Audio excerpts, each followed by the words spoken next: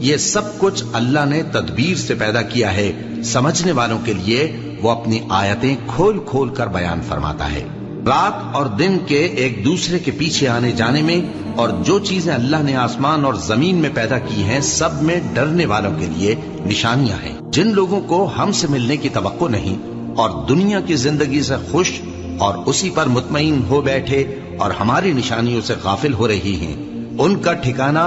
ان اعمال کے سبب جو وہ کرتے ہیں دوزخ ہے۔ اور جو لوگ ایمان لائے اور نیک کام کرتے رہے ان کو ان کا پروردگار ان کے ایمان کی وجہ سے جنتوں میں پہنچا دے گا، ان کے نیچے